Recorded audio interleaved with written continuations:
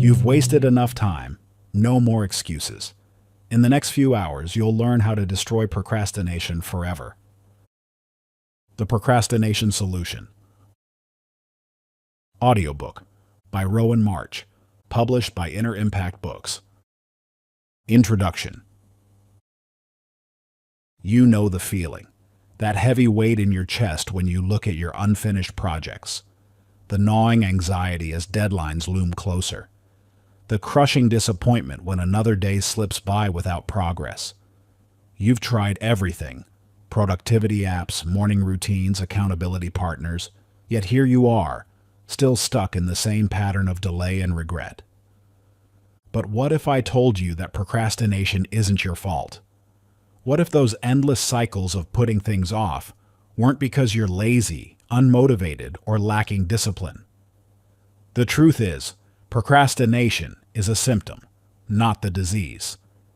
It's your brain's automatic response to deeper psychological triggers that have been programmed into your neural pathways over years of unconscious conditioning. Think about it. Every time you've told yourself, "I'll start tomorrow," every instance you've waited for the perfect moment, every occasion you've chosen short-term comfort over long-term progress, you weren't making a conscious choice. You were running an outdated mental software that prioritizes immediate emotional relief over meaningful action. This audiobook will show you how to rewrite that code. Not through superficial time management techniques or motivational pep talks, but by rewiring the fundamental patterns in your brain that drive procrastination. You'll discover why willpower always fails you and what to use instead, how to transform paralyzing perfectionism into purposeful action, and the exact steps to build an unstoppable action-taking mindset. This isn't just another self-help book. It's a complete reprogramming of your relationship with action and achievement. Chapter 1.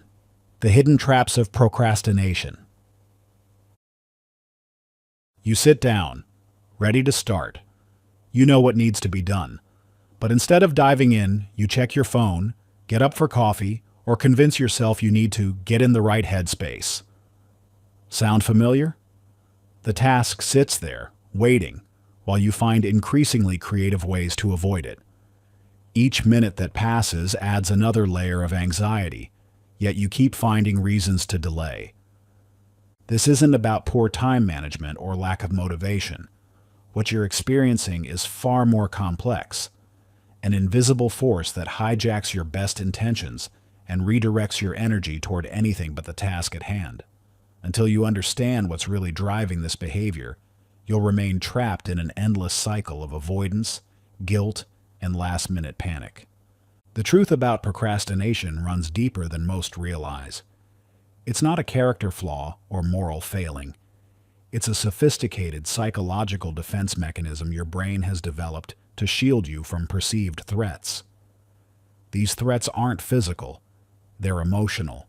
Fear of failure, fear of success, perfectionism, overwhelm.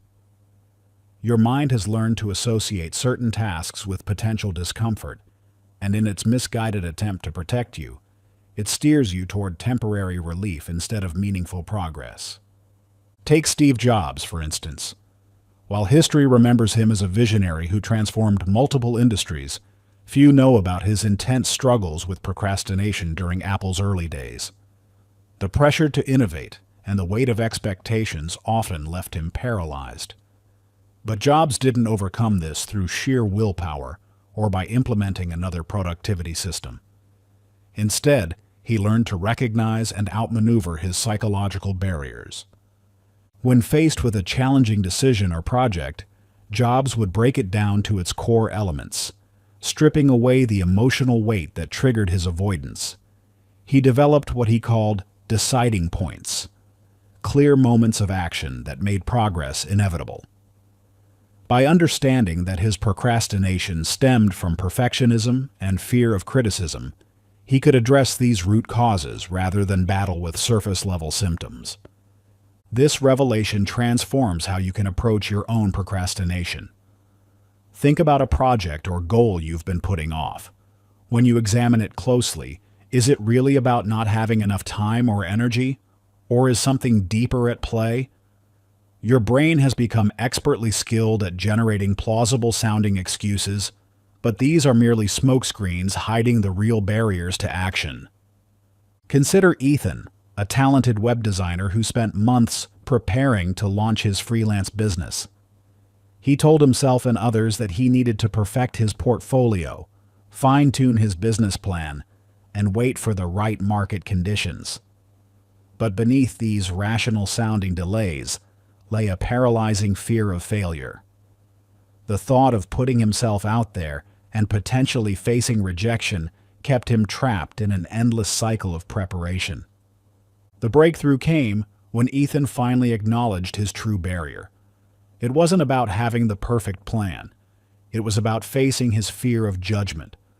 Once he recognized this, he could stop using preparation as a shield and start taking meaningful action.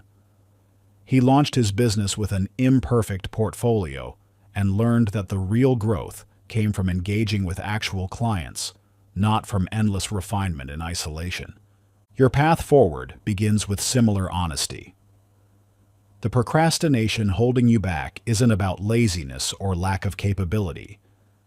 It's about the unconscious barriers you've built to avoid emotional discomfort.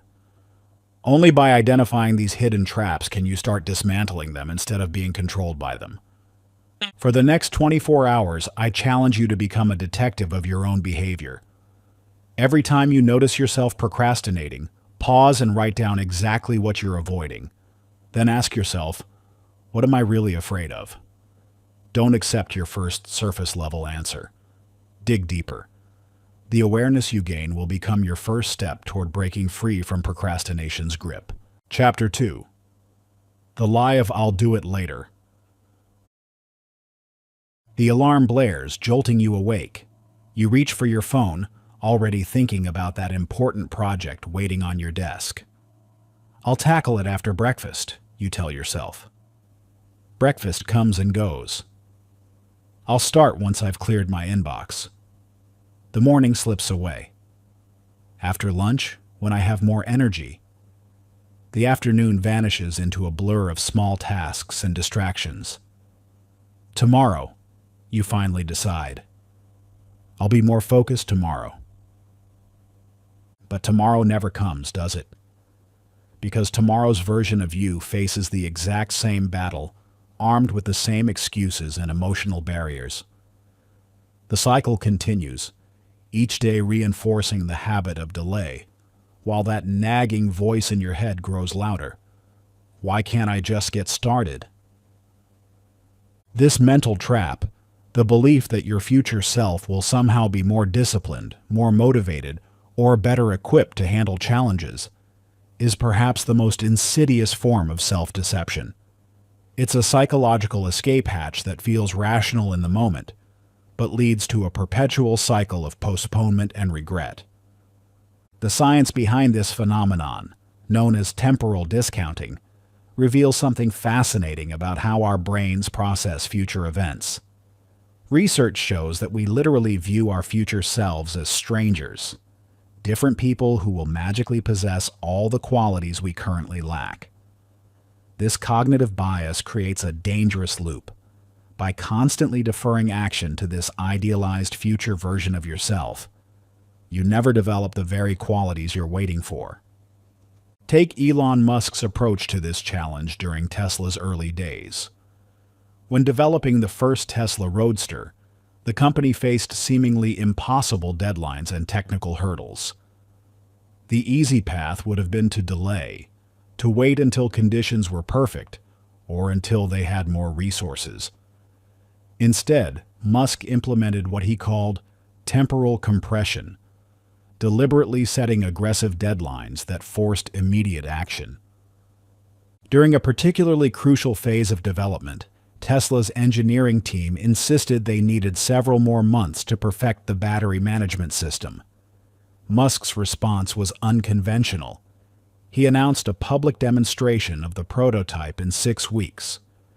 This wasn't reckless bravado. It was a deliberate strategy to eliminate the later option. The team, faced with an immovable deadline and public accountability, found creative solutions they might never have discovered if given the luxury of delay. The key insight here isn't about working faster. It's about understanding that waiting for optimal conditions is a form of self-sabotage. Every time you postpone action, you're not just delaying progress. You're actively strengthening the neural pathways that make procrastination your default response. This brings us to the crucial question: how do you break free from this pattern? The answer lies in what psychologists call temporal nearness, making the future consequences feel immediate and personal. Instead of viewing tasks through the lens of your imagined future self, you need to collapse that timeline into the present moment. Take Lena, a medical student who perpetually postponed studying for her board exams. "I work better under pressure," she told herself, imagining that future Lena would somehow embrace the mountain of material she was avoiding. This pattern continued until her study group implemented a daily accountability system. Each morning, they would share their learning objectives for that day, not the week, not the month, just that day. The breakthrough came when Lena realized she didn't need to feel ready to start. By breaking down her study sessions into 25-minute blocks and committing to just one block each morning, she bypassed her brain's resistance to the larger task. That first block often led to more, but the key was removing the option of delay. Within weeks, her study habits transformed from sporadic cramming to consistent progress. This principle extends beyond academic pursuits. Whether you're launching a business, writing a book, or simply tackling your inbox, the mechanism is the same. Your brain will always generate plausible-sounding reasons to wait. The trick isn't to argue with these reasons. It's to make the action threshold so low that procrastination becomes more uncomfortable than taking action. Think about that project you've been putting off. Right now, your mind is probably offering familiar justifications. "I need more preparation. I'll have more energy later. I should wait until I have a clear schedule." These aren't rational assessments. They're comfort-seeking behaviors disguised as planning. The path forward isn't about summoning heroic willpower or waiting for motivation to strike. It's about creating conditions where action becomes inevitable. This means shrinking the initial step until it feels almost trivially small, removing the option of delay through external commitments, making the future consequences feel immediate and personal. When you understand that your future self isn't some upgraded version of you, but rather someone who will face the same struggles and temptations, the illusion of later loses its power. The only version of you that matters is the one hearing these words right now. Chapter 3. The Perfectionism Trap. You tell yourself you're just being thorough, that you want to get it right, that once you find the perfect approach, everything will click. But the truth? Perfectionism is a trap. It disguises itself as ambition, but in reality, it's just a sophisticated form of procrastination that keeps you from ever finishing or even starting. Right now, there's something you're holding back. A project, a goal, a creation that lives in your mind as this pristine, flawless vision. You can see it so clearly, exactly how it should look, feel, and function. And because reality can never quite match that perfect mental image, you keep tweaking, adjusting, and planning, convinced that just one more revision will bridge the gap between vision and reality.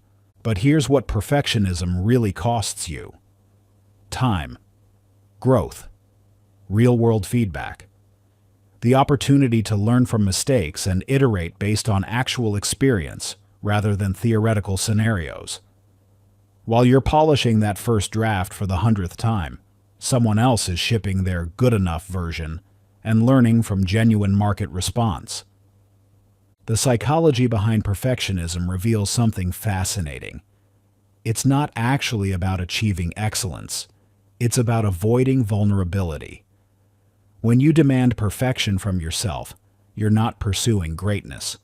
You're trying to make yourself criticism-proof. But this strategy backfires spectacularly because it keeps you stuck in an endless loop of preparation without execution. Perfectionism operates through a deceptive internal dialogue. It whispers that you're just being professional, that high standards are admirable, that excellence takes time. These sound like virtuous principles, but they're actually fear wearing a mask of quality control. The real message is, if it's not perfect, it's not safe to share. Observe Shonda Rhimes, the creative force behind some of television's most successful shows. Early in her career, she would obsessively rewrite scripts, sometimes staying up all night to tweak dialogue that was already strong. She wasn't making the work better. She was hiding from the vulnerability of letting it be seen.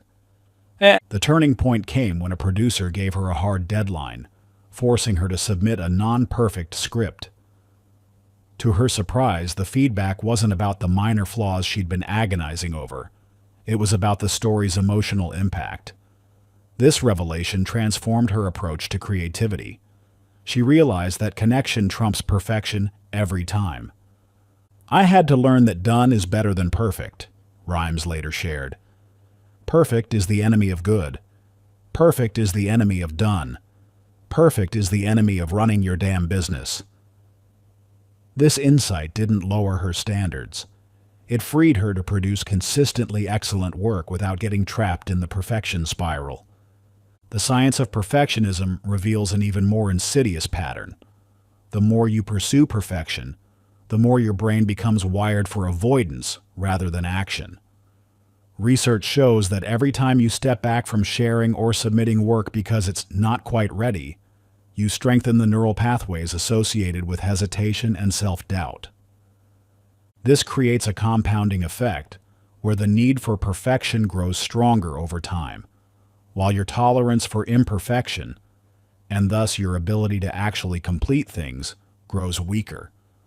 You're literally training your brain to be more perfectionist with each delay. But there's a way out of this trap, and it starts with understanding that perfectionism isn't really about the work. It's about you, your worth, your identity, your fear of judgment. Once you recognize this, you can begin to separate your value as a person from the inevitable imperfections in your work. Take Noah, a talented digital artist who kept delaying his first online portfolio. Every piece needed one more adjustment, one more layer, one more revision. His work was technically impressive, but it wasn't generating any income or building his reputation because no one was seeing it. His breakthrough came through an unexpected challenge from his mentor. Post your worst piece first. This seemingly counterintuitive advice forced Noah to confront his real fear. Not that his work wasn't good enough, but that he wasn't good enough. When he finally shared that imperfect piece, something remarkable happened. People responded to the emotion in the work, the unique perspective, the raw authenticity. They didn't see the flaws he'd been obsessing over. They saw something genuine and compelling. This experience completely shifted Noah's approach. He started sharing work-in-progress shots, embracing the learning process publicly, and building a devoted following who appreciated his journey as much as his finished pieces. Within 6 months, he had more commissioned work than he could handle, all because he stopped waiting for perfection and started embracing progress. The key is to reframe perfectionism not as a quality standard, but as a fear response. When you feel that urge to endlessly refine and revise, ask yourself, am I making this better, or am I making it safer? Usually it's the latter. Here's how to break free. Start with small, low-stakes releases. Share something minor that doesn't feel tied to your core identity. Notice how the world doesn't end when it's not perfect. Set concrete, good enough criteria before you begin. Define what constitutes a shippable product and stick to those standards instead of chasing an ever-moving target of perfection. Create artificial deadlines with real consequences. Tell people when they can expect your work. Make commitments that force you to release before everything feels perfect. Remember, perfection is theoretical. Impact is real. Every day you spend pursuing perfection is a day your work isn't out there making a difference, teaching you lessons, or moving you closer to your goals. Your challenge now is to take something you've been endlessly tweaking, a project, a piece of work, anything you've been holding back because it's not perfect yet, and release it within the next 24 hours. No more changes, no more adjustments, just ship it. This isn't about lowering your standards. It's about raising your commitment to actual achievement over theoretical perfection. Because in the end, a good project that exists will always outperform a perfect project that lives only in your mind. Chapter 4. The Overwhelm Procrastination Loop. You've felt it before, that paralyzing sensation when your to-do list seems to stretch endlessly in every direction. Projects pile up, deadlines loom, and instead of taking action, you find yourself frozen. Your mind races between urgent emails, unfinished presentations, and looming commitments until the weight of it all pushes you toward the path of least resistance, avoidance. But what if I told you that overwhelm isn't really about having too much to do? It's about how your brain processes multiple demands competing for your attention. When faced with too many choices or tasks, your mind enters a state of decision paralysis, a psychological phenomenon where the abundance of options actually decreases your ability to make any choice at all. Think of your brain like a computer with limited processing power. When too many programs run simultaneously, the system slows down and eventually freezes. This is precisely what happens when overwhelm triggers procrastination. Your mental CPU gets overloaded, and rather than risk making the wrong choice about what to tackle first, it chooses to shut down entirely. Tim Cook, Apple's CEO, understands this principle intimately. In a world where he could easily drown in thousands of decisions daily, he maintains remarkable productivity through what he calls ruthless prioritization. Each morning, before the chaos of the day begins, Cook identifies the single most important decision or action that will create the greatest impact. Everything else becomes secondary.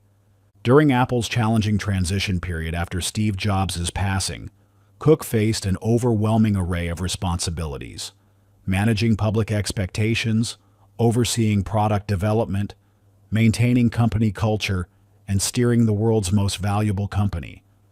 Instead of trying to juggle everything simultaneously, he focused on one critical priority at a time. There's a lot of noise in the world, and I try to minimize it, Cook explained in a rare interview. If you believe that innovation is the way forward, then you better be able to focus. This approach helped him navigate Apple through its most significant period of growth, proving that clarity trumps quantity when it comes to execution. The science behind this strategy is fascinating. Study shows that our prefrontal cortex, the brain's command center for complex decision-making, can effectively handle only about 4 variables at once. When we exceed this limit, our mental resources become depleted, triggering what neuroscientists call decision fatigue. This depleted state makes us more likely to procrastinate or make poor choices. But here's where it gets interesting. Studies show that reducing options actually increases productivity and satisfaction with our decisions. When we narrow our focus to fewer choices, we not only make decisions faster, but also feel better about the outcomes. Meet Dylan, a digital marketing executive who was drowning in projects. His desk was a maze of sticky notes. His inbox overflowed with hundreds of unread messages, and his calendar looked like a game of Tetris gone wrong. Every morning he'd arrive at work determined to get everything done, only to end each day feeling further behind. The turning point came when his mentor introduced him to the priority filter technique. Instead of trying to tackle everything at once, Dylan learned to ask himself one simple question: What's the one task that will make everything else easier or unnecessary? This question became his compass. Rather than spreading his energy thin across dozens of tasks, he focused entirely on the highest leverage activity. Some days it meant having a difficult conversation that would unblock multiple projects. Other times it meant completing a key analysis that would inform several decisions downstream. The results were dramatic. Within weeks, Dylan's productivity soared. Not because he was working more hours, but because he stopped letting overwhelm dictate his actions. By focusing on one high-impact task at a time, he created a domino effect where each completed priority made the next tasks simpler or sometimes unnecessary. The key insight from Dylan's transformation is that clarity creates momentum. When you eliminate the mental fog of competing priorities, your brain can fully engage with the task at hand. It's like clearing all the apps running in the background on your phone. Suddenly, everything runs smoother. Now it's your turn to break free from the overwhelmed procrastination loop. Take out your to-do list. Yes, right now. Look at everything you've been avoiding because it feels like too much. Your challenge is to apply the priority filter. Cross off everything except the one task that will create the most impact. That's your only focus until it's done. Chapter 5. Rewiring Your Brain's Resistance. You want to be productive. You tell yourself you'll start soon. But somehow, hours slip away and you're left wondering, why can't I just do the damn thing? The answer lies in your biology. Your brain is designed to avoid effort whenever possible, prioritizing comfort and instant gratification over long-term rewards. If you don't learn how to outsmart it, procrastination will always win. Think about the last time you sat down to work on something important. Within minutes, your hand probably reached for your phone, or your mind wandered to easier, more pleasant activities. This isn't a character flaw. It's your brain doing exactly what it was programmed to do: conserve energy and seek immediate rewards. Your brain evolved during times when conserving energy meant survival. Every calorie saved could mean the difference between life and death. Fast forward to today, and this same survival mechanism is sabotaging your productivity. When faced with a challenging task, your limbic system, the ancient part of your brain responsible for emotions and survival instincts, takes control. It doesn't care about your goals or deadlines. It only wants to minimize discomfort and maximize pleasure. This is where the science gets fascinating. Neuroscientists have discovered that procrastination activates the same reward pathways as addictive behaviors. When you choose the immediate gratification of scrolling social media over working on your project, your brain releases dopamine, the feel-good neurotransmitter that reinforces pleasure-seeking behavior. Each time you give in to procrastination, you strengthen these neural pathways, making it harder to resist the next time. But here's the game-changing insight. These neural pathways aren't fixed. Your brain is constantly rewiring itself through a process called neuroplasticity. This means you can literally reshape your brain's response to work and effort. Serena Williams, arguably the greatest tennis player of all time, understands this principle intimately. Early in her career, she struggled with maintaining focus during long practice sessions. Her brain, like everyone else's, was wired to avoid sustained effort. But instead of fighting this tendency, she worked with it. Williams developed a training routine that gradually increased in intensity and duration. She started with shorter, high-intensity intervals that gave her brain quick wins and dopamine hits.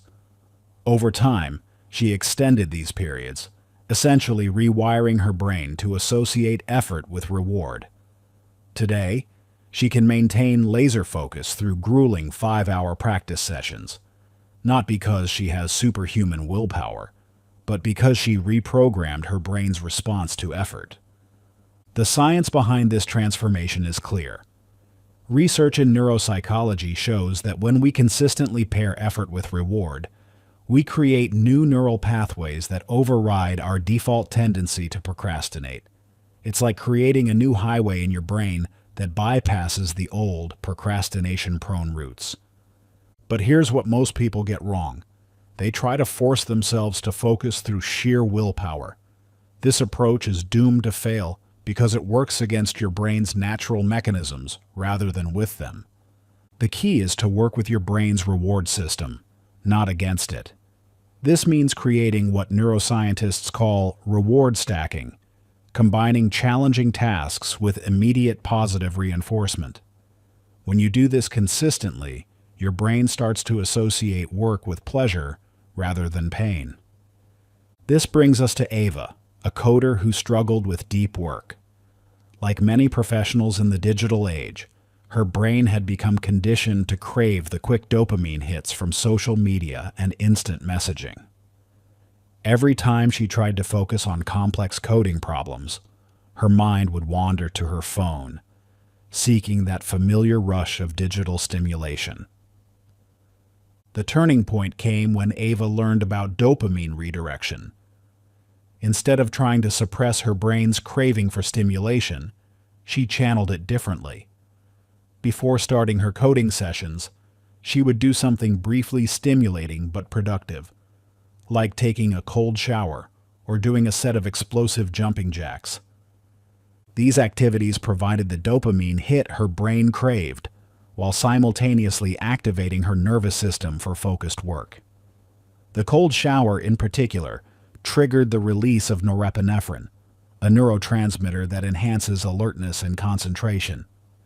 Ava created a simple ritual: 30 seconds of cold water, followed immediately by sitting down at her workspace. No checking phones, no warming up with email.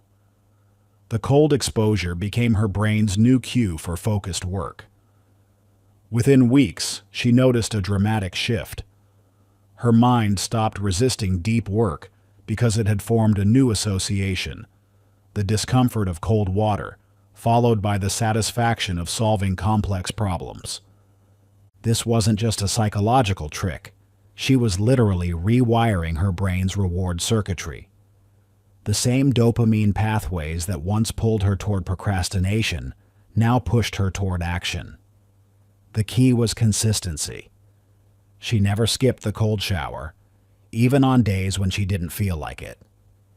But dopamine redirection isn't limited to cold exposure. The principle works with any brief, stimulating activity that you can consistently pair with focused work. Some high performers use quick exercises like burpees or sprints. Others use breathing techniques or power poses. The specific activity matters less than the consistency of the pairing. The science behind this approach is rooted in classical conditioning, the same principle that made Pavlov's dogs salivate at the sound of a bell. When you repeatedly pair a challenging task, like focused work, with a stimulating activity that naturally releases dopamine, your brain starts to associate the two. Over time, the very thought of working triggers a positive response rather than resistance. This rewiring process happens faster than you might think. Studies in neuroplasticity show that new neural pathways can begin forming within days of consistent practice. The key is to maintain the pattern long enough for these pathways to become your brain's default response. But here's the crucial part: you must start immediately. Every time you give in to procrastination, you strengthen the old neural pathways that lead to avoidance. The longer you wait, the harder it becomes to create new ones. Chapter 6: Becoming the Action Taker. If you see yourself as a procrastinator, you'll always procrastinate. This isn't just positive thinking, it's neuroscience. Your brain creates neural pathways that align with your self-image, automatically steering your behavior toward whatever identity you've accepted as true. When you tell yourself, "I'm just not good at following through," or "I always leave things to the last minute," you're not describing your reality, you're creating it. But what if you weren't a procrastinator anymore? What if, starting today, you became someone who takes immediate action without internal debate or delay? This transformation isn't about forcing new habits or struggling against your nature. It's about becoming the kind of person who naturally, effortlessly does what needs to be done. Every single action you take is casting a vote for the type of person you believe yourself to be. When you hit snooze instead of starting your morning routine, you're not just making a one-time choice. You're reinforcing an identity of someone who avoids discomfort. When you choose Netflix over working on your side project, you're strengthening neural pathways that confirm your self-image as someone who lacks follow-through. This is where Michael Jordan's legendary work ethic becomes particularly instructive. Early in his career, Jordan made a decisive identity shift. He didn't just practice more than others, he fundamentally saw himself as someone who never cuts corners. During team practices, when other players would ease up during conditioning drills, Jordan would push harder. When teammates finished their post-practice shooting routines, he'd stay for an extra hour. But here's what most people miss about Jordan's story. His relentless work ethic wasn't the cause of his success. It was the result of his identity. He didn't have to force himself to practice harder or stay longer. These actions flowed naturally from his self-image as someone who never settles for less than his absolute best. His behavior wasn't driven by discipline or motivation. It was simply him being congruent with who he believed himself to be. The science behind this is fascinating. Research in neuroplasticity shows that our brains physically reshape themselves based on our self-concept. When you consistently think of yourself in a certain way, you strengthen neural pathways that support that identity. This means that changing your habits isn't primarily about willpower or techniques. It's about rewiring your brain's fundamental understanding of who you are. Consider Liam, a talented writer who had been struggling to complete his first novel for over 2 years. His problem wasn't lack of skill or time. It was his deep-seated belief that he was someone who struggles with finishing things. This identity created a self-fulfilling prophecy. Whenever he sat down to write, his brain would present him with perfectly logical reasons to stop, all aligned with his self-image as someone who couldn't follow through. The turning point came when Liam realized he was approaching the problem backward. Instead of trying to force himself to write more, he began consciously shifting his identity. Every morning, he would look in the mirror and say with conviction, "I am a writer who finishes what he starts." At first, it felt artificial, even laughable. But he persisted, backing up this new identity with small, consistent actions. He started with tiny commitments, writing just 50 words each day. The goal wasn't the word count. It was proving to himself that he was someone who showed up reliably. Each completed session, no matter how small, cast a vote for his new identity. As these small wins accumulated, something remarkable happened. His brain began accepting this new self-image as truth. Within weeks, Liam noticed that sitting down to write no longer required the same mental battle. It wasn't that the work became easier. He had simply become someone who writes, regardless of mood or circumstance. His actions flowed naturally from his new identity, rather than fighting against his old one. The key insight here is that your brain resists change when it feels inauthentic to who you believe yourself to be. You can have the best productivity system in the world, but if it doesn't align with your self-image, your subconscious mind will sabotage your efforts every time. This is why most attempts to break procrastination through sheer willpower ultimately fail. They don't address the underlying identity driving the behavior. Here's your challenge. Instead of saying, "I need to stop procrastinating," shift your self-talk to, "I am the kind of person who takes action immediately." Write it down, repeat it daily, and let your behavior catch up to your new identity. Chapter 7. The 3-Minute Revolution. Picture yourself staring at that project you've been avoiding. Maybe it's a presentation that needs work, a cluttered garage begging to be organized, or that side business idea you keep pushing off. The mere thought of tackling it makes your stomach tighten. You can feel the weight of it. All those hours of work ahead, all that effort required. But what if I told you that the mountain in front of you is actually just a mental mirage? Your brain is playing a trick on you. When you look at a task in its entirety, your mind automatically calculates all the energy, time, and potential discomfort involved. It's like looking up at Mount Everest from base camp. The sheer magnitude triggers an instinctive resistance. But here's what's fascinating. You don't have to climb the whole mountain at once. You just need to take the first step. The science behind this is compelling. Your brain processes large tasks as potential threats, triggering what neuroscientists call the behavioral inhibition system. This ancient survival mechanism activates whenever we face something challenging or uncertain. It's designed to keep us safe, but in modern life, it often keeps us stuck. Richard Branson's approach to building the Virgin Empire provides a masterclass in overcoming this mental barrier. When asked about starting new ventures, Branson revealed that he never waits until he feels ready or has everything figured out. Instead, he commits to small, decisive actions that build momentum. When launching Virgin Atlantic, he didn't try to comprehend the entire complexity of running an airline. He made one phone call to Boeing about leasing a plane. That single action created forward motion that eventually led to a multi-billion-dollar airline. But Branson's success isn't just about being bold.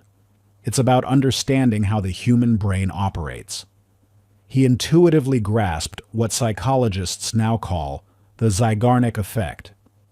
Once we start something, our brain develops an almost irresistible urge to complete it. This psychological principle, discovered by Soviet psychologist Bluma Zeigarnik, explains why unfinished tasks create mental tension that can only be relieved by completion. Think about the last time you started watching a compelling TV series. Even though you meant to watch just one episode, you found yourself clicking next episode again and again. That's the Zeigarnik effect in action. Your brain craves closure once it's engaged with something. The key insight here is revolutionary in its simplicity. The hardest part isn't continuing, it's starting.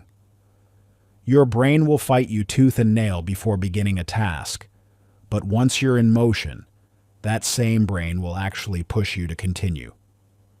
This is where the 3-minute rule comes in. By committing to just 3 minutes of work, an amount so small it seems almost laughable, you bypass your brain's threat detection system.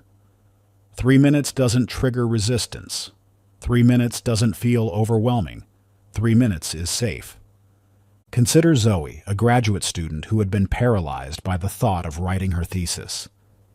Every time she sat down to work, her mind would flood with thoughts about the hundreds of pages she needed to write, the months of research required, and the complexity of her topic. This overwhelming perspective kept her stuck in a cycle of avoidance. The turning point came when she discovered the 3-minute rule. Instead of thinking about writing her thesis, she committed to writing for just 3 minutes.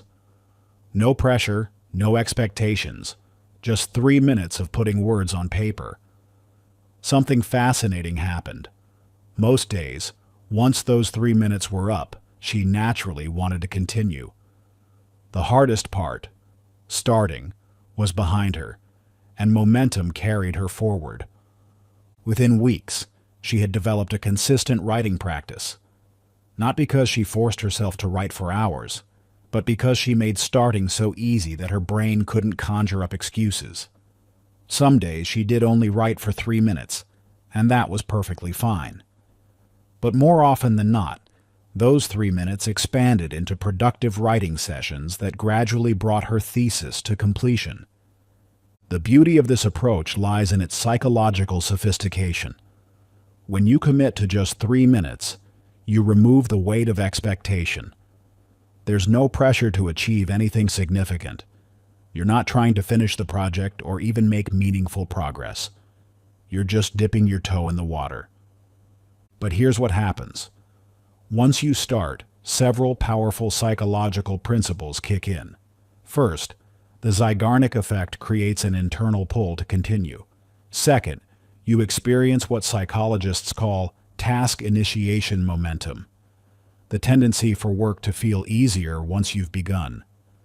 Third, you break through what productivity experts call activation energy, the initial resistance that prevents you from starting. This isn't just about tricking yourself into doing more work. It's about fundamentally changing your relationship with taking action. When you consistently prove to yourself that starting isn't painful, that it's actually quite manageable, you begin to rewire your brain's associations with work. Think about it. How many times have you finally started something you've been avoiding, only to think, why did I make such a big deal out of this? That's because your brain's prediction of how difficult or unpleasant something will be is often wildly inaccurate. The 3-minute rule helps you bypass these faulty predictions and discover the truth through direct experience. The applications of this principle are virtually limitless. Want to start exercising? Commit to 3 minutes of movement. Need to clean your house? Set a timer for 3 minutes in one room. Have a big report to write? Open the document and write for just 3 minutes. Remember, this isn't about finishing in 3 minutes. It's about making starting so easy that procrastination loses its power. Some days you'll do just 3 minutes, and that's a win. You're building the habit of taking action rather than avoiding it. Other days, you'll find yourself naturally continuing well past the 3-minute mark, riding the wave of momentum you've created.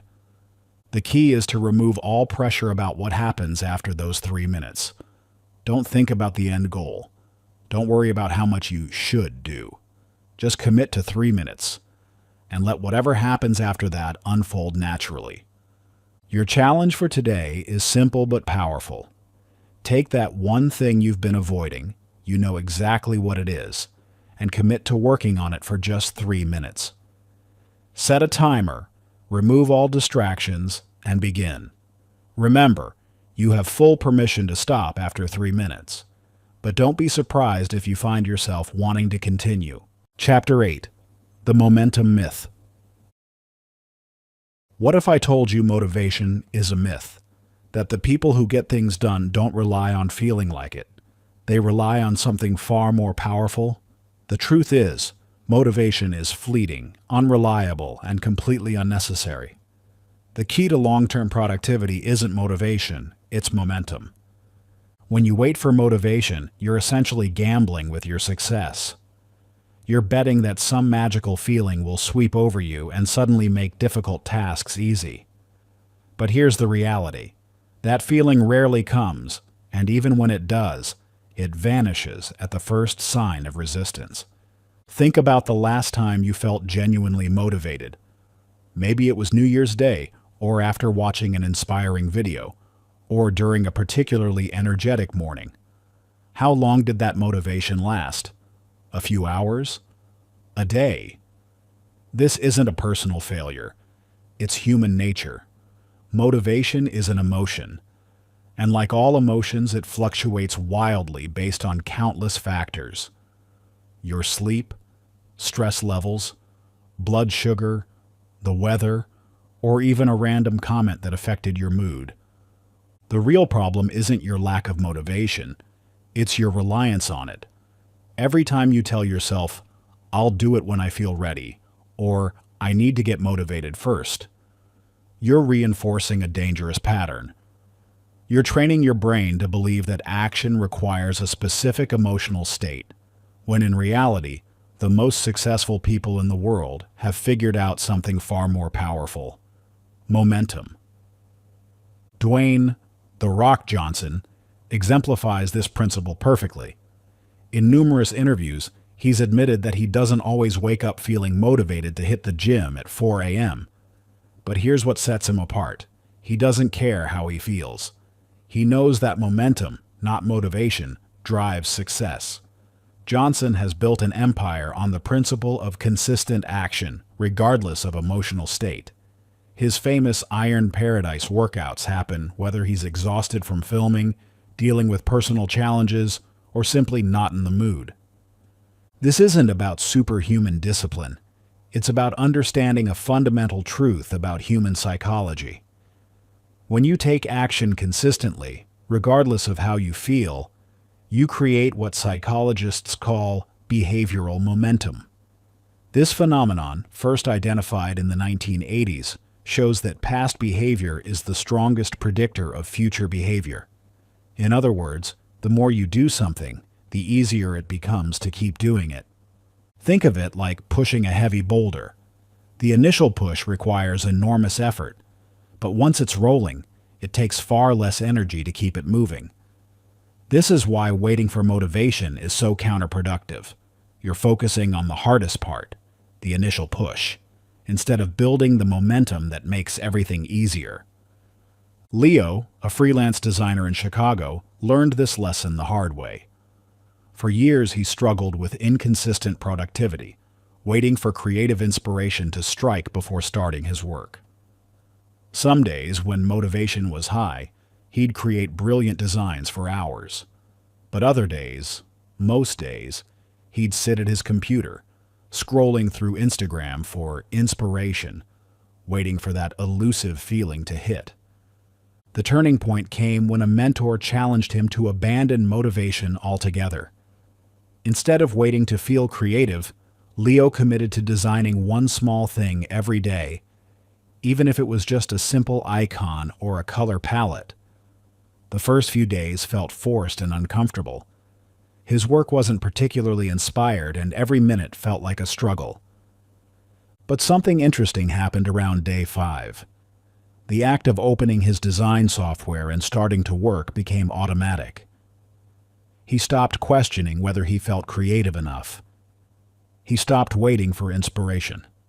He just started working, and surprisingly, the creativity began flowing after he was already in motion. Within weeks, Leo's entire relationship with work transformed. His portfolio grew consistently, his clients received work on time, and most importantly, his self-image shifted from struggling creative to professional designer. Not because he found some secret wellspring of motivation, but because he built unstoppable momentum through consistent action. The science behind this transformation is fascinating. Research shows that repeated actions create stronger neural pathways, making those actions increasingly automatic over time. It's like wearing a path through a field. The more you walk it, the clearer and easier to follow it becomes. This explains why relying on motivation is so ineffective. When you wait to feel motivated, you're essentially hoping for an emotional override of your existing neural pathways. But emotions are temporary, while pathways built through consistent action are lasting. The key is to start so small that motivation becomes irrelevant. Instead of waiting to feel like working out for an hour, commit to putting on your gym clothes. Instead of waiting to feel inspired to write, commit to opening your document and typing one sentence. These tiny actions might seem insignificant, but they serve a crucial purpose. They initiate momentum. Once momentum takes over, continuing becomes easier than stopping. This isn't just psychological, it's rooted in physics. Newton's first law of motion states that an object in motion tends to stay in motion. Your productivity works the same way. Your challenge for today is simple but powerful. Pick one task you've been avoiding and commit to doing a tiny part of it every day for the next week. Don't focus on quality or quantity. Just focus on consistency. Watch how momentum takes over and transforms resistance into flow. Chapter 9. Making action inevitable. Imagine you're holding two doors, one labeled procrastination and the other action. If one is heavy and rusted while the other glides open effortlessly, which one will you choose? The key to destroying procrastination isn't discipline, it's making action easier than avoidance. When you design your environment and habits correctly, procrastination becomes the harder choice. Right now, your environment is probably working against you. Your phone sits within arm's reach, notifications enabled. Your workspace is cluttered with distractions. Your important tasks require multiple steps to begin. Every element of friction, no matter how small, pushes you toward the path of avoidance. Your brain operates like water. it naturally flows along the path of least resistance. When distractions are readily available and work requires effort, procrastination isn't just likely, it's inevitable. But what if you could reverse this dynamic? What if you could make productive actions so effortless that avoiding them actually requires more energy? James Clear, author of Atomic Habits, demonstrates this principle masterfully.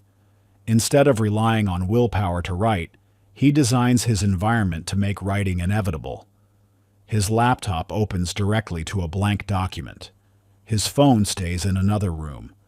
His desk faces a blank wall instead of a window. Every potential distraction requires deliberate effort, while starting work is as simple as sitting down. This isn't about forcing yourself to focus. It's about making focus the default state. Clear's success isn't built on superhuman discipline. It's built on strategic environmental design. He understands that motivation and willpower are finite resources, but a well-designed environment works 24/7. The science behind this approach is compelling. Study in behavioral psychology shows that we significantly overestimate our ability to resist temptation through willpower alone. A study found that up to 45% of our daily actions aren't decisions at all. They're habits triggered by our environment.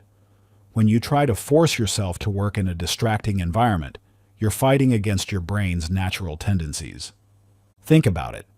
How many times have you sat down to work only to find yourself checking social media real quick? It's not because you lack discipline. It's because opening Instagram takes one tap, while starting your important project requires multiple steps. Your brain, designed to conserve energy, naturally gravitates toward the easier action. But here's where it gets interesting. This same principle can work in your favor. When you design your environment correctly, productive actions become the path of least resistance. Procrastination transforms from an easy escape into an inconvenient detour. Mia, an aspiring novelist in Portland, struggled with this firsthand. Every evening she'd intend to work on her book, but her laptop was buried under papers, her writing software took forever to load, and her desk faced a TV that seemed to beckon her attention. Starting to write required so many small decisions and actions that Netflix's autoplay feature usually won out. The turning point came when she realized she wasn't failing at writing. Her environment was failing her. She transformed her workspace with 3 simple changes. Her laptop now lives permanently on a clean desk. Her writing software stays open and ready. And she implemented a rule that she must write 1 sentence before doing anything else in the evening. These changes might seem minor, but they dramatically altered the effort equation. Starting to write became easier than not writing. Within weeks, her daily word count skyrocketed, not because she suddenly developed iron discipline, but because she removed the friction between intention and action. The beauty of this approach is its sustainability. Unlike motivation, which fluctuates daily, or willpower, which depletes with use, a well-designed environment works consistently and automatically. It's like installing guardrails on your behavior. You can still veer off course if you really want to, but staying on track becomes the default. This principle extends beyond physical environment. Digital workspace matters just as much. If your computer requires 6 clicks to reach your important project, but only 1 to reach YouTube, guess where your brain will naturally drift? The key is to reverse this dynamic. Consider these friction points in your own life. How many steps does it take to start your most important work? What distractions are within arm's reach? What productive actions could you make easier? What unproductive actions could you make harder? The goal isn't to eliminate all distractions. That's neither realistic nor necessary. Instead, aim to make distractions require conscious effort, while making productive actions the path of least resistance. A software developer named Alex applied this principle to his coding practice.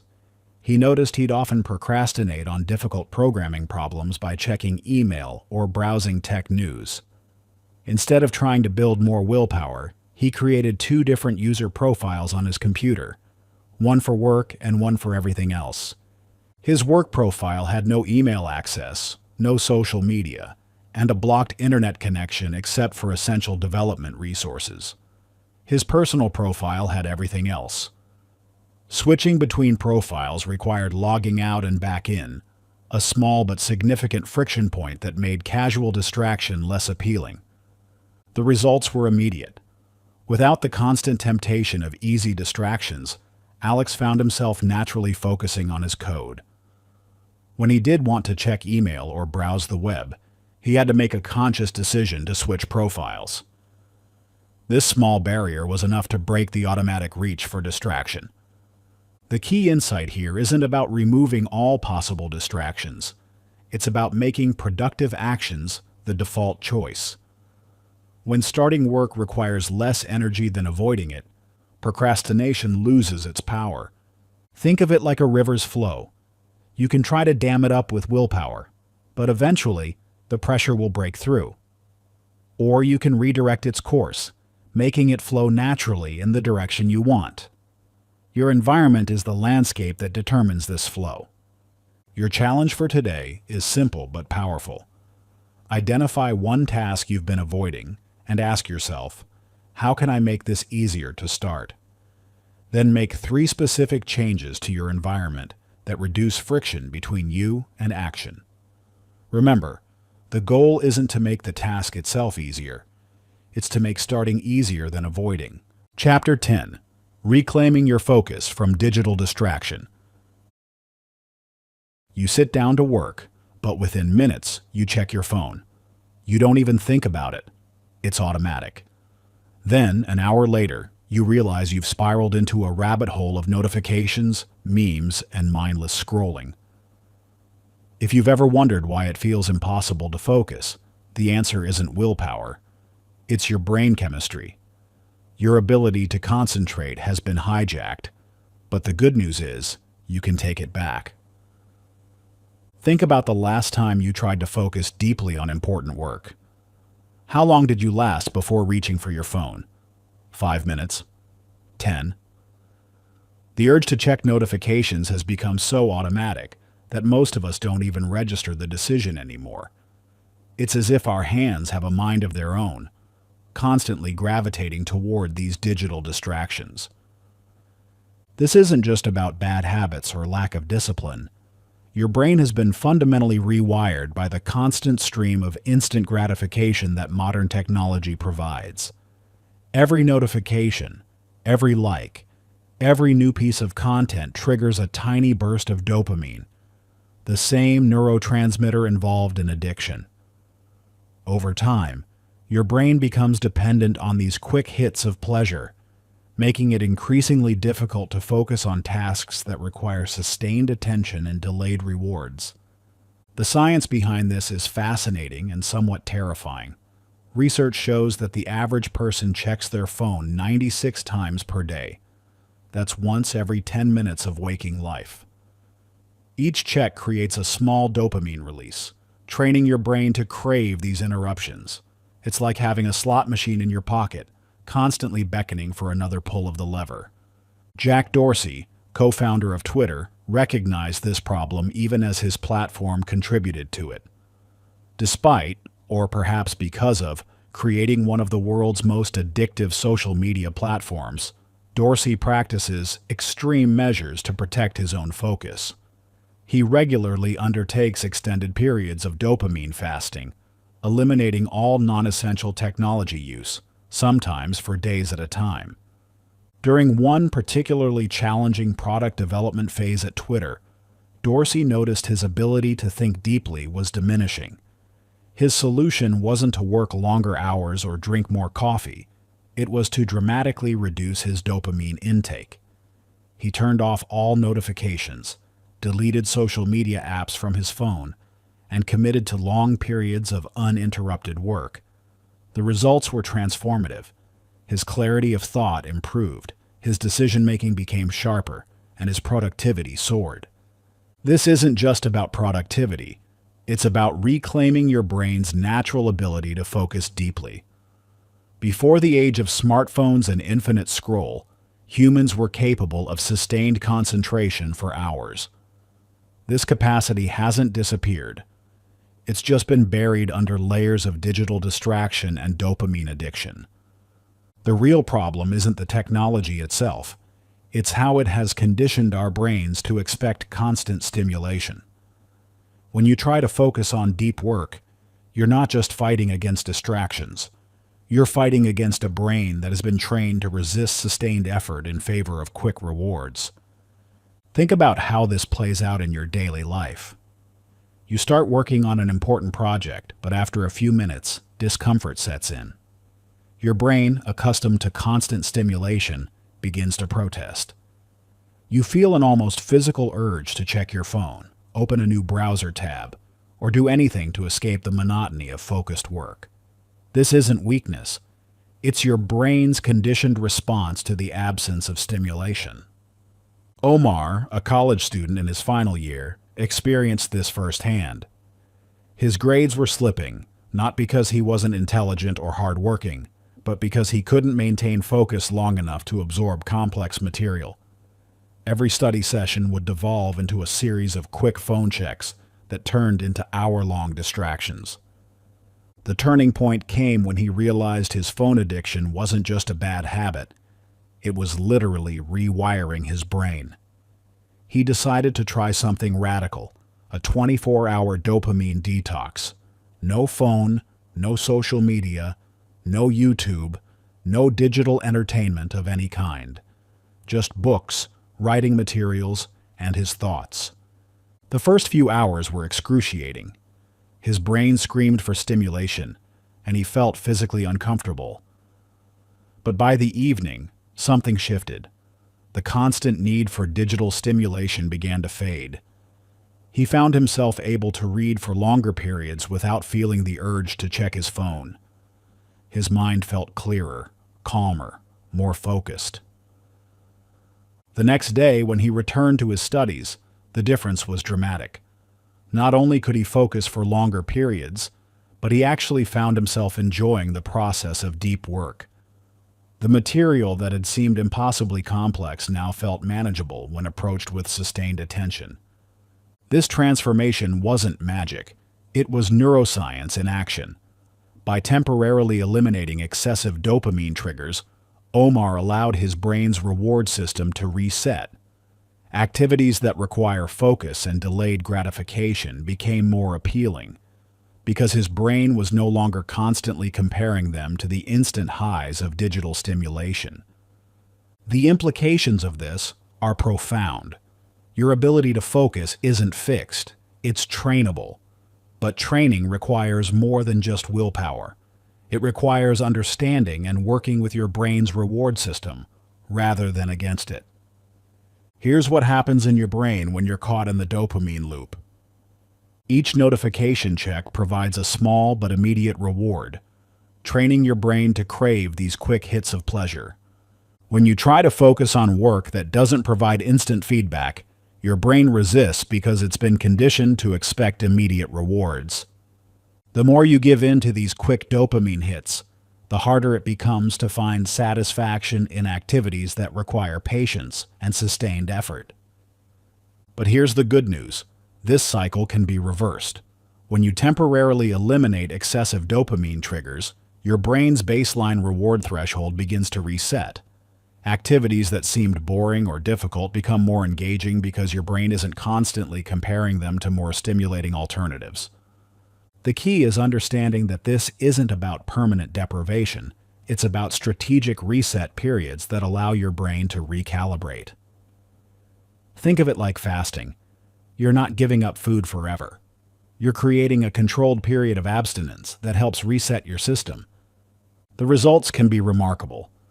Many people who undergo even a brief dopamine detox report improved ability to focus for extended periods, greater enjoyment of simple activities, reduced anxiety and mental chatter, better quality sleep, increased productivity and creativity.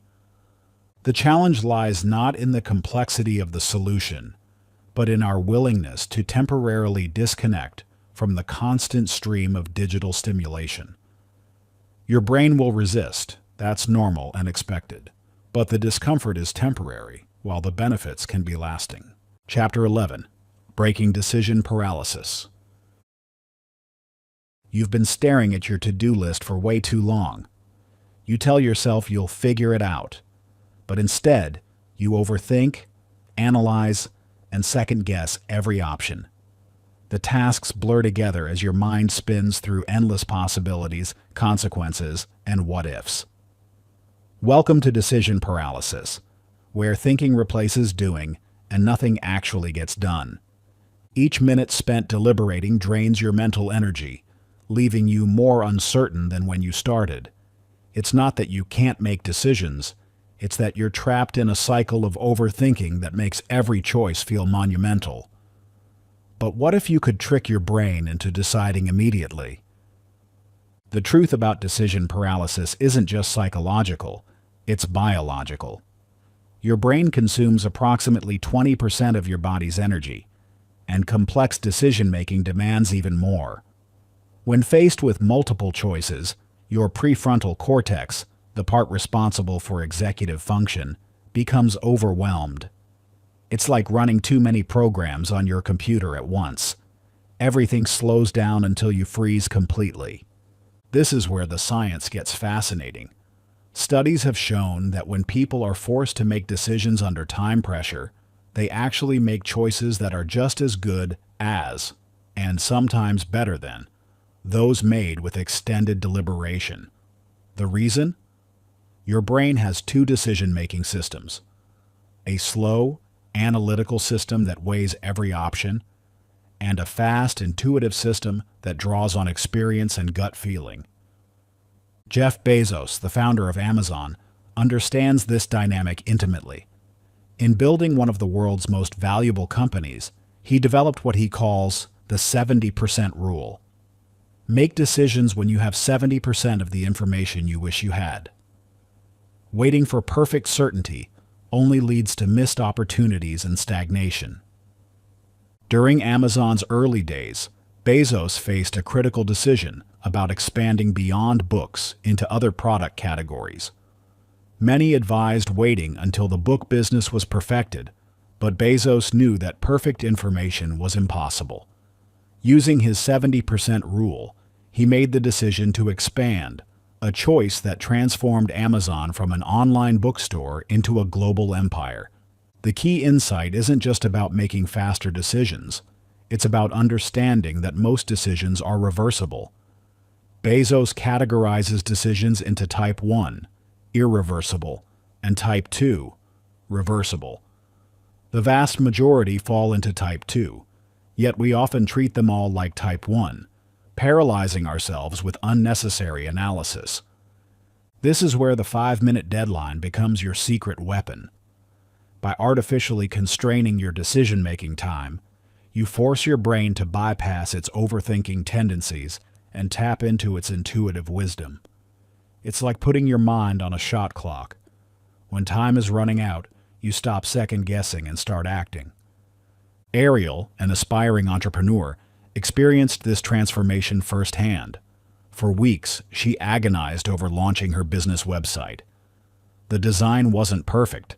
The copy could be better. Maybe she should add more features first. Every day brought new doubts and delays.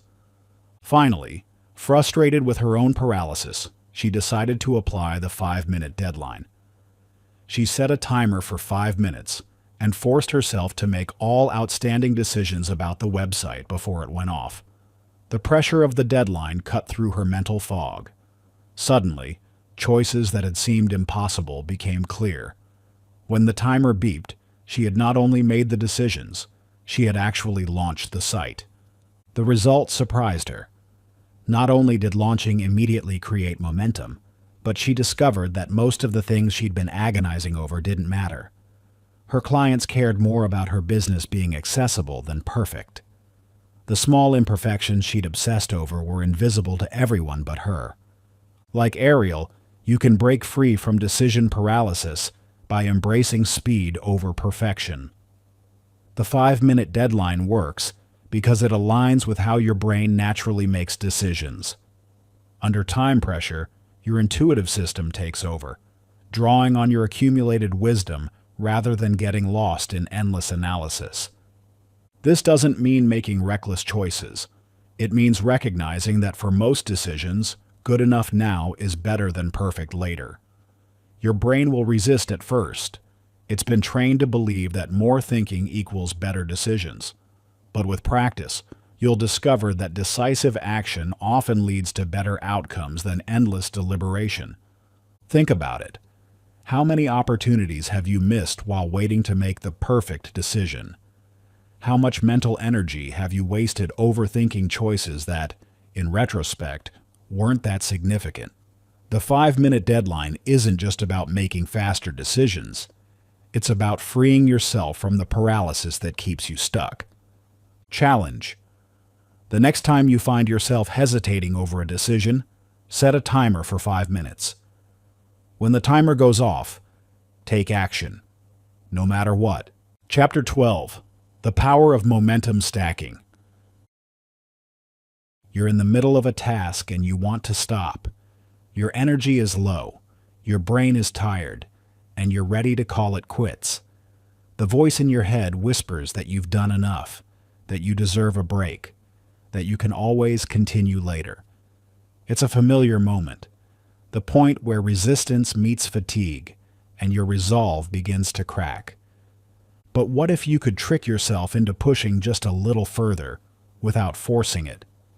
The secret to sustained focus isn't willpower, it's momentum stacking. And once you understand how to harness it, you'll never look at productivity the same way again.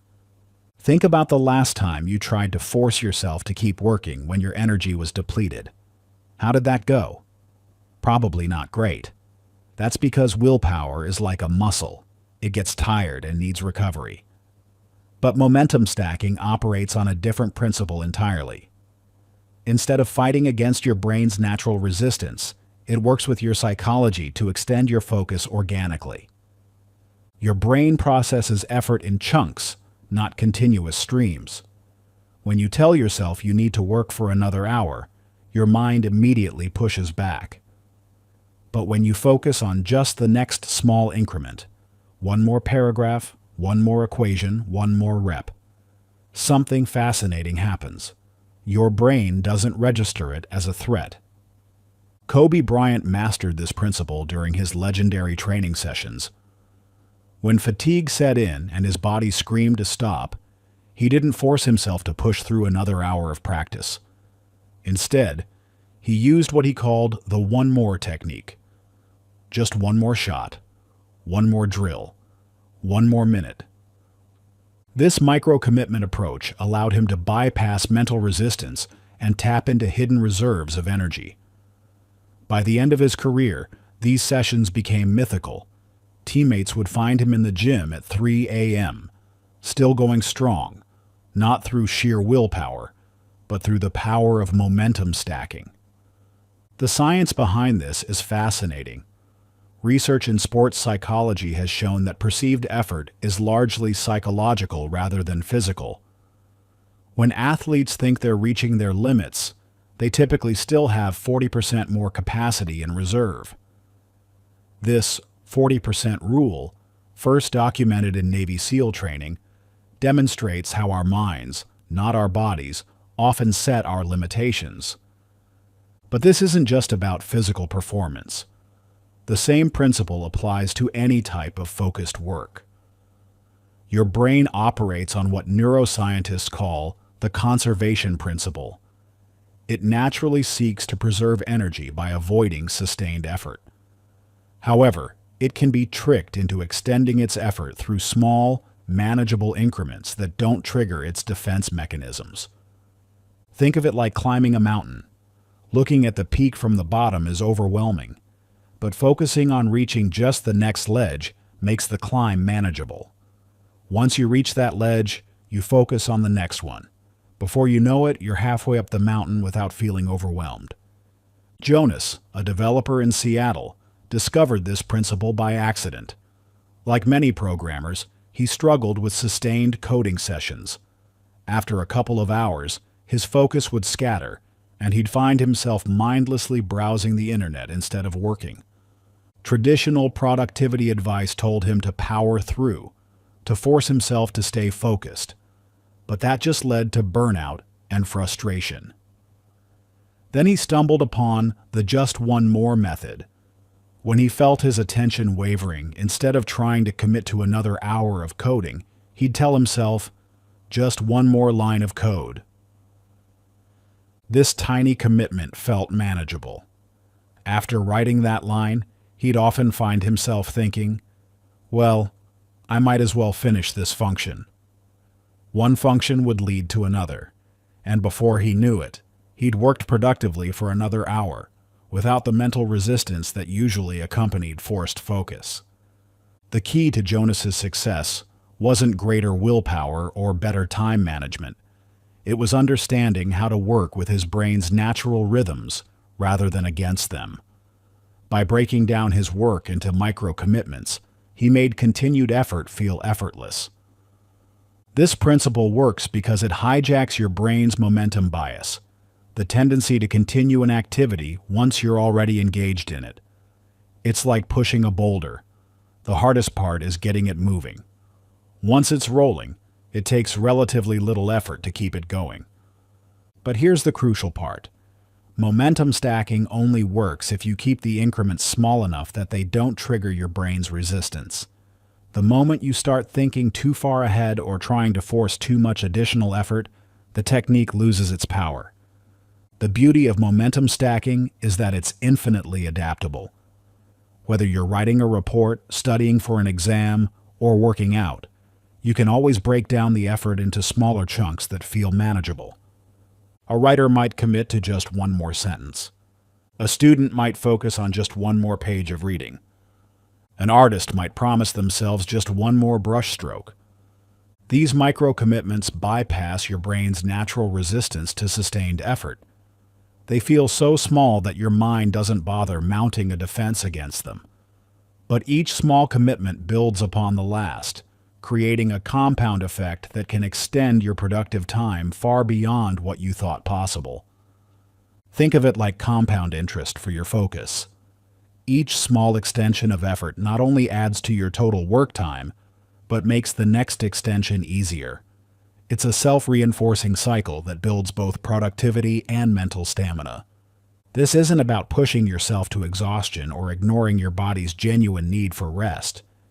Instead, it's about learning to distinguish between true fatigue and premature surrender. When you feel like stopping, pause and ask yourself, can I do just one more? Often, you'll find that you can. And that one more leads naturally to another, and another. The next time you feel your focus flagging, don't try to force yourself to keep going through sheer willpower. Instead, make a micro-commitment so small it feels almost laughable. Just one more minute. Just one more problem. Just one more attempt. You'll be surprised at how often that one more turns into many more. Not through force, but through the natural momentum you've created. Challenge. The next time you feel like stopping a task, commit to just one more minute, sentence, or rep. You'll be surprised at how much further you can go. Chapter 13. The Power of Ritual Automation. Think about the things you do every single day without hesitation.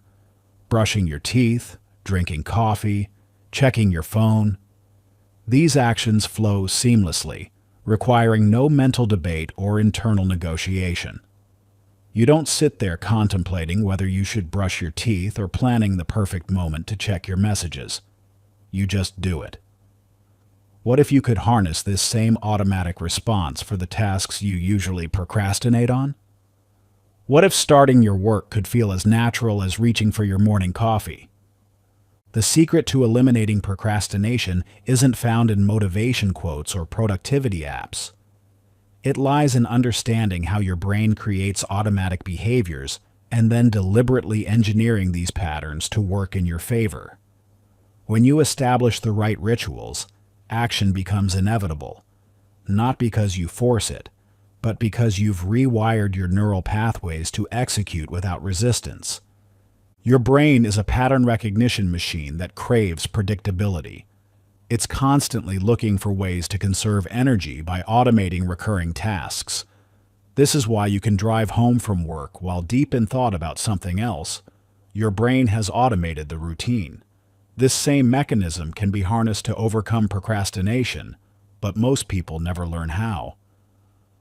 Michael Phelps, the most decorated Olympian of all time, understood this principle intuitively. Before every race, he performed the exact same ritual, from the moment he walked onto the pool deck until he dove into the water. This wasn't just superstition, it was strategic neurological programming. By following the same sequence of actions every time, he conditioned his brain and body to enter peak performance mode automatically.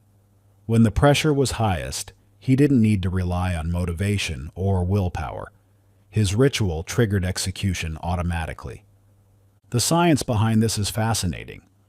Research shows that repeated behaviors create stronger neural pathways, making those behaviors easier to initiate and maintain.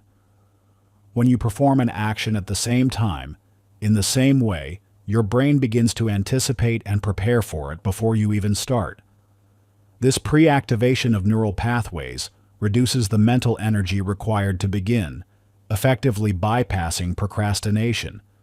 But here's what most people get wrong about rituals. They try to create elaborate routines that are too complex to maintain. The power of a ritual lies not in its complexity, but in its consistency. The simpler the ritual, the more likely you are to stick with it until it becomes automatic. Sophie, a novelist in Portland, struggled for years with procrastination. Every morning she'd sit at her desk intending to write, but would find herself doing everything except actually writing. The more she tried to force herself to start, the stronger her resistance grew. Then she learned about ritual automation. Instead of trying to motivate herself to write, she designed a simple pre-writing ritual. Every morning at 7 a.m. she would brew a specific type of jasmine tea in her favorite blue mug, light a sandalwood candle, play the same 2-minute instrumental song, write exactly one sentence. The brilliance of Sophie's ritual wasn't in any single component, it was in the consistency. By performing these actions in the same order every day, she created a neural pathway that associated this sequence with writing. Within weeks, she noticed something remarkable. The moment she smelled jasmine tea, her brain automatically shifted into writing mode. She no longer had to fight resistance or summon motivation. The ritual triggered execution automatically. The key to ritual automation is understanding that your brain responds to sequences, not isolated actions.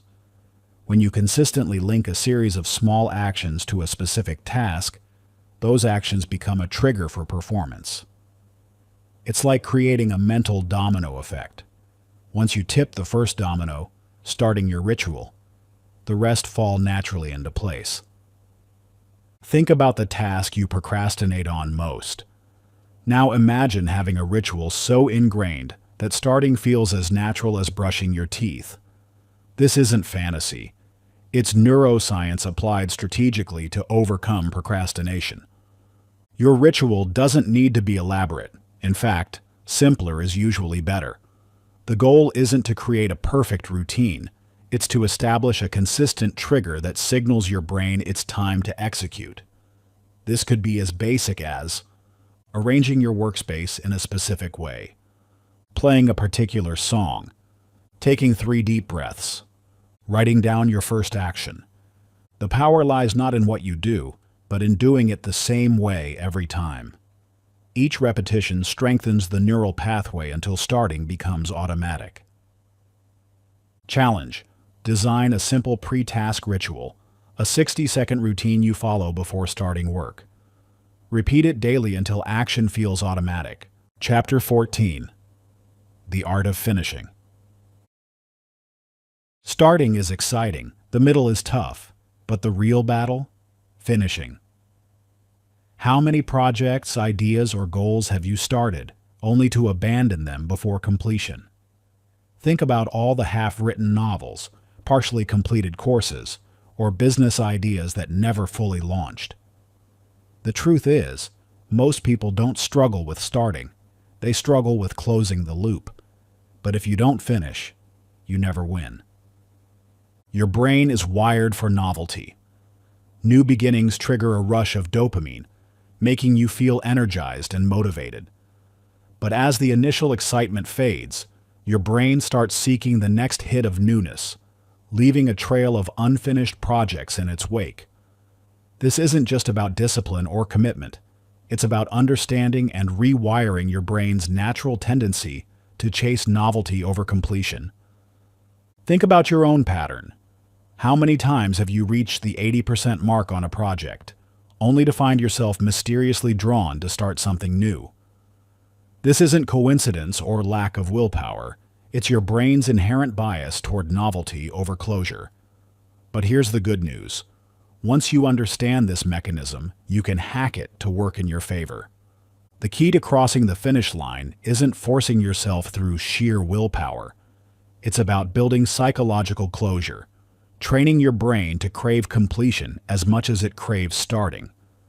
This requires understanding how your mind processes unfinished tasks and leveraging that knowledge to create an unstoppable drive toward completion. The Zeigarnik effect, a psychological phenomenon, shows that unfinished tasks create mental tension that can only be released through completion. Your brain actually uses more energy maintaining awareness of incomplete projects than it does finishing them. This is why unfinished tasks nag at you, creating mental clutter that affects your focus and productivity. J.K. Rowling understood this principle when writing the final Harry Potter book. Facing immense pressure and countless distractions, she knew that traditional writing methods wouldn't work. Instead of trying to write in small chunks between other commitments, she booked a room at the Balmoral Hotel in Edinburgh.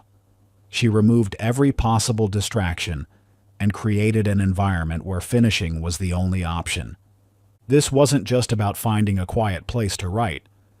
It was about creating psychological closure cues that made completion inevitable. By physically removing herself from her normal environment and creating clear boundaries, she transformed finishing from a distant goal into an immediate necessity. The science behind this strategy is fascinating. Research in behavioral psychology shows that your brain responds powerfully to environmental cues. When you create an environment that signals completion, your neural pathways begin to align with that outcome. This is why deadlines, while sometimes stressful, can be incredibly effective. They create a clear endpoint that your brain can lock onto. But here's what most people get wrong about finishing. They try to tackle the entire remaining portion of a project at once. This triggers overwhelm, leading to procrastination and, ultimately, abandonment. The key is to break the finishing process into small, visible victories that your brain can celebrate. Think of it like climbing a mountain. The summit might seem impossibly far when you're halfway up, but if you focus on reaching the next ridge, then the next, suddenly the peak becomes attainable. Each mini-completion releases dopamine, creating a positive feedback loop that drives you toward the final goal. Marco, a startup founder in Seattle, always found himself leaving projects 90% complete. He had a graveyard of almost finished initiatives that were just waiting for the final touches. Sound familiar? His breakthrough came when he implemented what he called his finishing system. Instead of treating completion as a distant goal, Marco created immediate visibility for unfinished work. He kept open documents on his desktop until they were complete, no hiding them in folders. He set visible countdowns for each project phase and celebrated small completions with tangible rewards. Most importantly, he made unfinished work uncomfortable. This last point is crucial. Your brain naturally seeks comfort, which is why it's easy to let projects linger in an almost done state. By making incomplete tasks visibly annoying, whether through desktop clutter, calendar reminders, or public commitments, you flip the comfort equation. Suddenly, finishing becomes more appealing than leaving things undone. Marco's system worked because it aligned with how our brains naturally process tasks and rewards. He didn't try to force completion through willpower alone. Instead, he created an environment where finishing became the path of least resistance. The key components of his system were visual progress tracking. He used a simple board where unfinished tasks were prominently displayed, making progress, or lack thereof, impossible to ignore. Mini deadlines. Instead of one big deadline, he created multiple small deadlines, each with its own celebration point. Public accountability. He shared his completion dates with his team, making finishing a matter of public record. Completion rewards. Each finished project earned him a specific reward, but only upon full completion, no partial credit. Within months, Marco's completion rate soared. Projects that would have lingered at 90% were getting finished, because the psychological cost of leaving them incomplete became higher than the effort required to finish them. This approach works because it addresses both the psychological and practical aspects of completion. It's not enough to just want to finish. You need systems that make finishing inevitable. The power of this strategy lies in its ability to transform how your brain perceives completion. Instead of seeing finishing as a draining process that requires massive willpower, you begin to view it as a series of satisfying closures, each bringing its own reward. Think about a project you're currently leaving unfinished. What's really stopping you from completing it? Often, it's not the actual work required. It's the mental barrier of perceiving the remaining tasks as one big, overwhelming chunk. Your challenge today is to identify one unfinished project and create a visual deadline for it. This isn't about setting another vague goal. It's about making completion tangible and unavoidable. Set a public completion date that others know about. Put a visible reminder somewhere you can't ignore. Create a physical or digital space where the unfinished work is constantly visible. Define what done looks like in specific, measurable terms. Establish a concrete reward that you'll only get upon full completion. Remember, finishing isn't about perfection. It's about closure. The goal isn't to create something flawless. It's to complete something meaningful. When you shift your focus from perfection to completion, you unlock a new level of productivity and satisfaction. Chapter 15. Making Action. Your Default Mode. Imagine a version of yourself who takes action without hesitation. No more overthinking. No more waiting for motivation. No more unfinished projects. This isn't a fantasy. It's who you become when you stop letting procrastination control you. The final step in your transformation is making relentless action your default mode. Your brain is currently wired for hesitation. Every time you delay, overthink, or wait for the perfect moment, you strengthen neural pathways that make procrastination your go-to response. But here's what most people don't realize. These pathways can be rewired. Just as your brain learned to procrastinate, it can learn to take immediate action. The difference between those who succeed and those who don't isn't talent or luck. It's their ability to stay in motion. They don't stop when they're tired, uninspired, or uncertain. This isn't about motivation or willpower. It's about rewiring your default response to challenges. Angela Duckworth's groundbreaking research on grit revealed something fascinating. Perseverance beats natural ability every time. She studied West Point cadets, national spelling bee champions, and successful entrepreneurs, finding that their success wasn't determined by talent or intelligence. Instead, it was their ability to maintain consistent action despite obstacles, setbacks, and periods of low motivation. The world's top performers don't rely on fleeting motivation. They execute regardless of circumstances. They've trained their brains to bypass the decision-making process that typically leads to procrastination. When faced with a task, they don't debate whether to do it. They simply begin. This automatic execution isn't something they were born with. It's a learned response, developed through intentional practice and specific mental frameworks. By understanding and applying these frameworks, you can build the same execution mindset that drives high achievers. The key is creating what psychologists call implementation intentions, specific triggers that automatically lead to action. These aren't vague goals or aspirations. They're concrete if-then statements that bypass your brain's natural tendency to hesitate. Nia, a graphic designer in Portland, used to be paralyzed by self-doubt. Every project became an internal battle between action and avoidance. Her breakthrough came when she adopted a simple but powerful rule. If an action takes less than 10 seconds to start, she does it immediately. No exceptions. At first, this rule felt mechanical and forced, but as she consistently applied it, something remarkable happened. Her brain began to associate tasks with immediate action rather than hesitation. The mental debate that usually preceded work disappeared. She found herself starting projects automatically, without the internal resistance that had previously held her back. This transformation wasn't just about getting more done. It fundamentally changed how she saw herself. Instead of identifying as someone who struggles with procrastination, she became someone who takes immediate action. The shift in identity reinforced her new behavior, creating a positive feedback loop that made execution increasingly effortless. What made Nia's approach so effective was its simplicity. She didn't try to overhaul her entire personality or force herself to become a different person overnight. Instead, she created a clear, specific trigger that her brain could latch onto.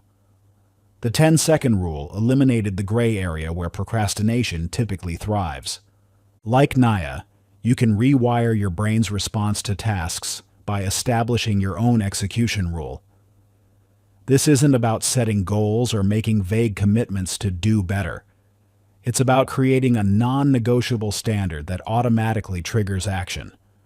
Your rule should be simple enough to remember in any situation, specific enough to eliminate decision-making, challenging enough to create growth, realistic enough to maintain consistently. The power of this approach lies in its ability to bypass your brain's natural resistance to effort.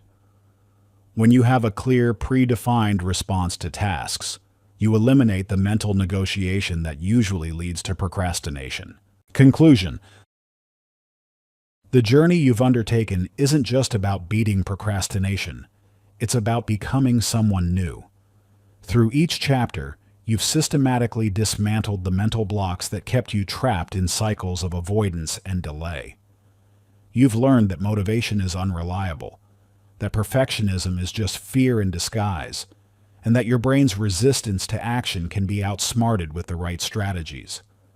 But knowledge alone isn't enough. The real transformation happens in the daily decisions you make from this moment forward. Each time you choose action over avoidance, you're not just completing a task, you're reinforcing your new identity as someone who executes without hesitation. The path ahead will have obstacles. There will be days when the old patterns try to resurface, when the voice of procrastination whispers that you can do it later. But now you know better. You understand that later is a lie, that waiting only strengthens the habits you're working to break. Think about how far you've come. You started this journey believing you were just a procrastinator. Now you understand that procrastination was never about laziness or lack of discipline. It was about fear, uncertainty, and ingrained patterns that you've now learned to override. Your transformation isn't about perfection. It's about progress. There will be moments when you slip back into old patterns. But now you have something you didn't have before: awareness and tools. You can catch yourself faster, course correct sooner, and get back on track without the spiral of guilt and self-doubt that used to derail you completely. This is what separates those who create lasting change from those who remain stuck. It's not about never falling. It's about how quickly you get back up. Each time you reset and return to action, you're not starting over. You're starting from a stronger foundation. Your new life as an action taker starts now. Not tomorrow, not when you feel ready, not when conditions are perfect. Now. Every moment is an opportunity to reinforce your new identity through decisive action. The only question that matters is, what will you do with this moment? Thank you for listening and for investing in yourself. I believe in you. Your potential is endless. Now go out there and create the life you deserve.